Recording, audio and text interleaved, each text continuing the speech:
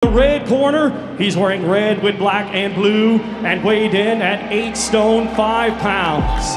Coming to us from Merida, Cabaliwan, or Moc City, Philippines, he brings a professional record consisting of 28 wins, 4 defeats, with 19 wins coming by way of knockout.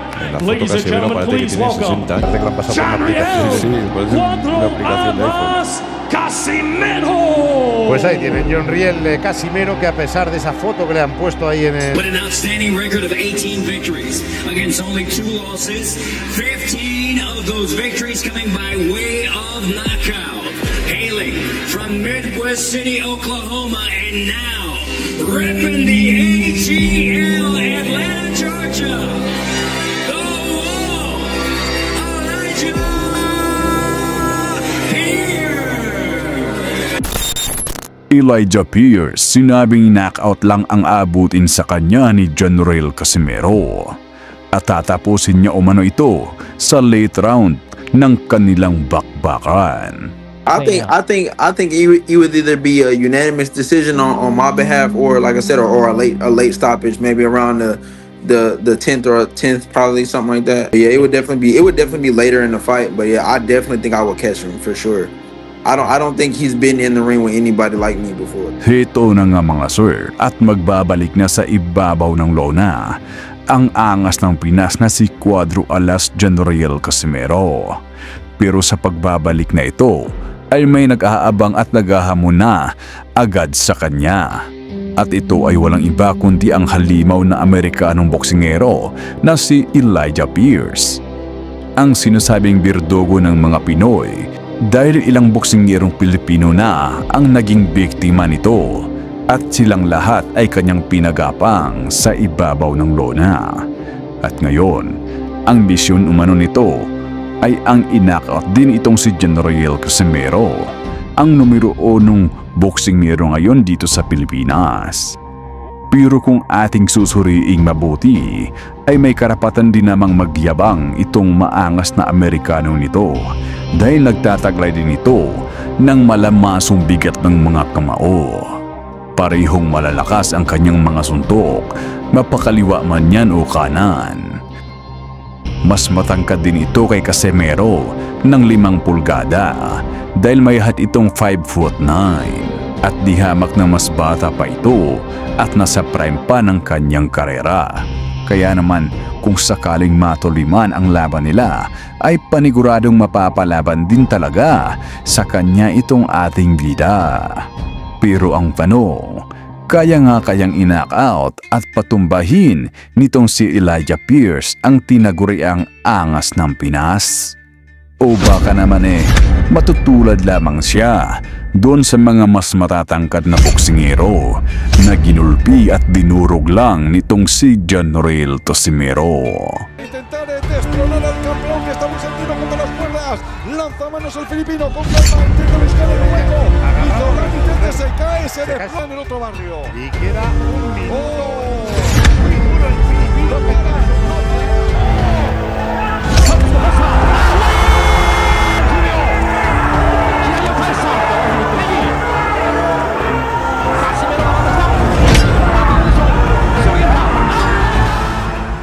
Kaya naman hito at panuorin natin ang mga laban ng dalawa.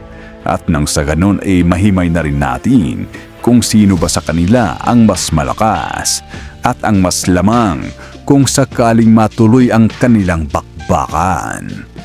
Pero bago yan ay ilike mo muna itong ating video at mag-subscribe ka na rin dito sa ating YouTube channel.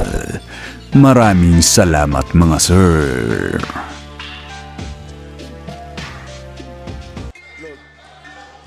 Okay, balikan natin tong laban itong si Elijah Pierce kontra dito kay JC Garcia. Nice jab from Pierce. Ooh, big left hook from Jesse. Fireworks from the rib. So sa laban na to, southpaw yung naging stance nitong si Elijah Pierce, no? Kaya niya palang lumaban ng southpaw. Kasi alam ko, orthodox to eh. Good head movement. lot more feints in this fight than we've seen. Precedent issue though. Yeah, I think that'll serve him really well over the longer rounds. So yung kalaban niya dito, mas maliit sa kanya. Na parang kasing tangkad lang siguro to ni Casimero. Ayun oh. Matapang din yung maliit na boxing hero, nakikipagsabayan dito kay Pierce ha.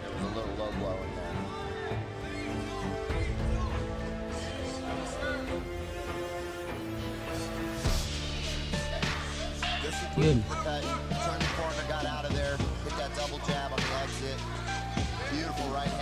Grabe. Ang lakas din talaga ng mga counter itong si Elijah Pierce ah.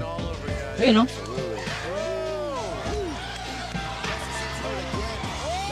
Oh, tapos na agad yung laban. Grabe. Isang round lang. Damn.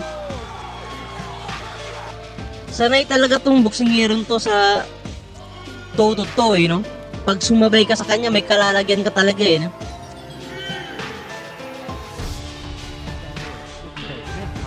Ito naman, balikan natin yung pinakahuling laban ni Cuadro Alas Casimero. Kontra dito kay Saul Sanchez. So, makikita natin dito, yun nga, mas matangkad tong si Sanchez kaysa kay Casimero kasi 5'7 tong si Sanchez eh. 5'4 lang si Casimero. At si Elijah Pierce naman eh 5'8. Ayun, bagsak na agad si Saul Sanchez no? Delikadong boksingero talaga si Casimero kapag ano eh, early rounds, yung mga pagsisimula pa lang. Andun pa yung lakas niya eh talaga eh no? Yung stamina niya buo pa. Nasaktan nun si Saul Sanchez. Mukhang hilo pa ata. Yan o.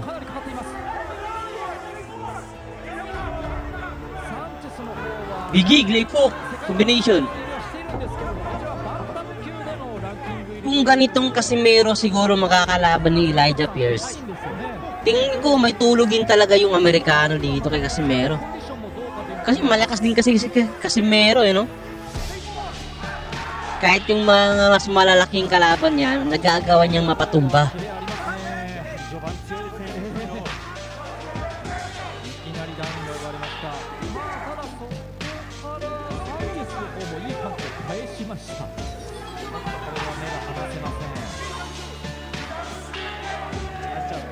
Yun, tumama yung left hook ni Sanchez doon ah. Pero bumawi naman si Cuadro Alas agad.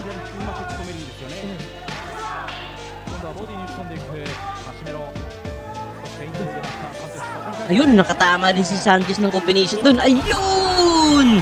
1-2 punch combination mula kay Casimero. Bagsak na naman si Saul Sanchez. Ang ganda ng combination na yun. Right straight tapos sinunda ng left hook combination, man. Sakto sa panga. Bigig! Dito tatapusin na ni Casimero to.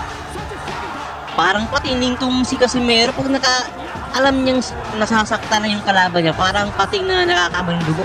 Hindi ka na niya titigilan hanggang hindi ka matutumba. Ayun o, nagpapaula na ng mga solid combination si Cuadro Alas dito. Ayun, wala na yung legs ni Sanchez, man. Kumakapit na lang. Sige, kapit.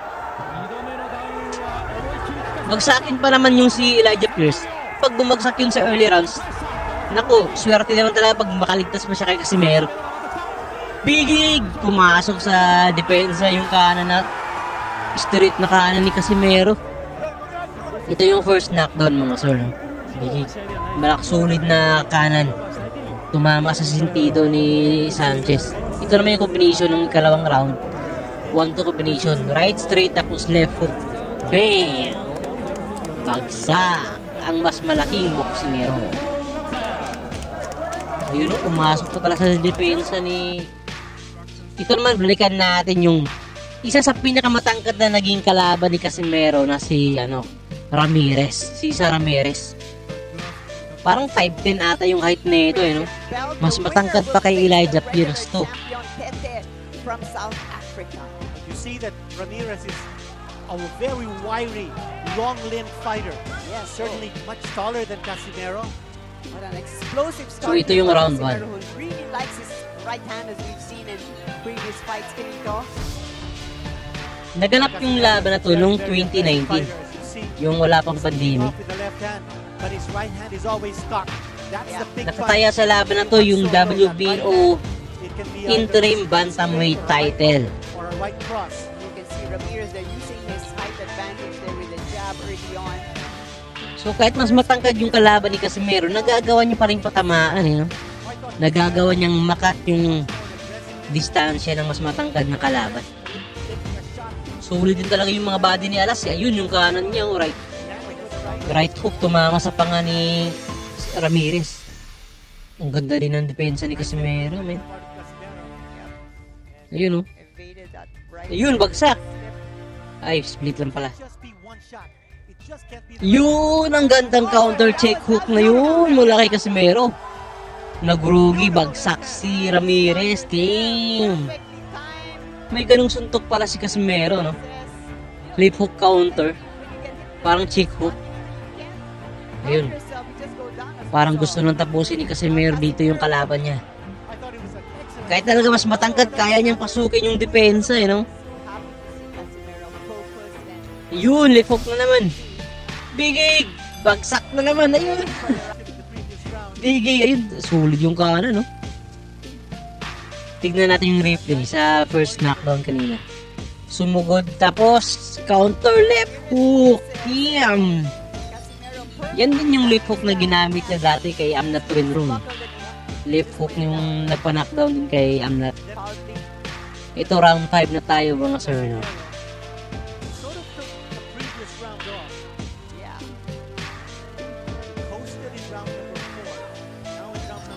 Knockdown! Nako, binilangan ulit. Isang left hook counter na naman, grabe. Lakas talaga ng kaliwa ni Casimero, no? Ayun, hilo na. Hilo yung kalaban. Magaling na finisher talaga tong si Casimero, eh. Kapag nasaktan ka na talaga niya, di ka natipigilan hanggang di ka hindi ka mananockout. Tignan natin yung replay mga sir, no? Ayan yung left hook na, ayun, tumama din pala yung kanan na atake ni Ramirez. Round 7 mga sir. Bigig! Naku! Sulit yung kanan ni Casimero dun, ah. Mukhang nasaktan na naman din ako. Bagsak ko naman. Bigig! Ala ka! Tatapusin na niya. Bagsak na naman na. Lumabas na sa ring si Ramirez. Talaga napakasulit talaga ng mga banat ni Casimero, you know? Lakas! Damn! Oh man, this is all heart now. Kaya hindi talaga dapat magkumpiyansa si Elijah Pierce dito kahit mas maliit si Casimero. Kaya niyang magpatumba ng mas matatangkad na kalaban. Bigig left hook mula kay Casimero. Ayun, nasaktan na naman si Ramirez to, no? Panibudiga na yung inatake ni Casimero dito. Ayun, budiga na naman. Sulit. Nasaktan na si Ramirez. Titiklop na to. Wala. Titiklop na. Big! Fighting back when he's taking those shots to the midsection. He's grimacing in pain. Yun, nasasaktan na sa body, no? Pinupuntira yan ni Cuadro Alas yung bodega, eh. Bubog sarado na to, no? Now there's blood coming out of the right nostril of Cesar Ramirez. Yun, sulit na body na naman. Beside the body by John Riel Casimero. Ramirez is feeling the hurt on his body. Wala na to. Ginagawa ng punching bag ni Casimero si Ramirez dito. Ramirez is not throwing too many punches now. He's fighting defensively. He's looking to survive. But if you're Casimero, you can't be too careful. Ayun, nakatama pa ng combination si Ramirez. Nakaganti pa, mukhang naka-recover pa.